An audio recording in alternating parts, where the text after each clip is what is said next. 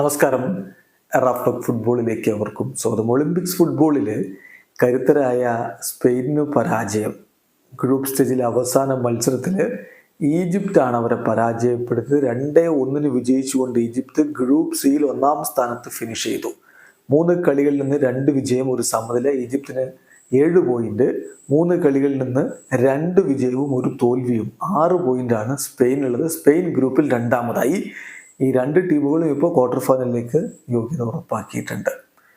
മത്സരത്തിൽ already quarter final ഉറപ്പിച്ചത് കൊണ്ട് സ്പെയിൻ വലിയ മാറ്റങ്ങളുമായിട്ടാണ് കളിക്കാൻ ഇറങ്ങിയത്. അവരുടെ നിരയിൽ മുന്നേറ്റങ്ങൾ നയിച്ചുകൊണ്ടുണ്ടായിരുന്നത് ഒമറോ ഡിയോണും അതുപോലെ ഒഡോസും കാമെല്ലോയും ലോപ്പസുമാണ്. മറുഭാഗത്താവട്ടെ മുന്നേറ്റങ്ങൾ നയിച്ചത് ഫൈസലും സിസോയും ആദേലും ചേർന്നുകൊണ്ടാണ്.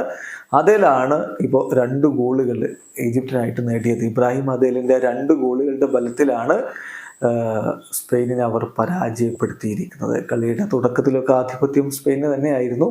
എന്നാൽ കൗണ്ടർ അറ്റാക്കുകളിലൂടെയാണ് ഈജിപ്ത് അവരുടെ കളി പിടിച്ചെടുക്കാനുള്ള ശ്രമങ്ങൾ നടത്തിയത്. 40-ാമത്തെ മിനിറ്റിൽ ഇബ്രാഹിം ആദേലിലൂടെ അവർ ലീഡെടുത്തു. ആദ്യ പകുതി അവസാനിക്കുമ്പോൾ ഏകപക്ഷീയമായ 1 ഗോളിന് ഈജിപ്ത് മുന്നിലായിരുന്നു. 62-ാമത്തെ മിനിറ്റിൽ ആദേൽ തൻ്റെ ബ്രേസ് പൂർത്തിയാക്കി. അതോടുകൂടി ഈജിപ്ത് വിജയം ഉറപ്പിച്ചിരുന്നു. എന്നാൽ കളിയുടെ അവസാന ഘട്ടത്തിൽ സാമു ഒമറോ ഡിയോണിലൂടെ 1 ഗോള് മടക്കി സ്പെയിന് 2-1 എന്ന രൂപത്തിലേക്ക് സ്കോറാക്കിയെങ്കിലും സ്പെയിനിന് കളി തിരികെ പിടിക്കാൻ കഴിഞ്ഞില്ല. വീഡിയോ അവസാനിക്കുന്നു.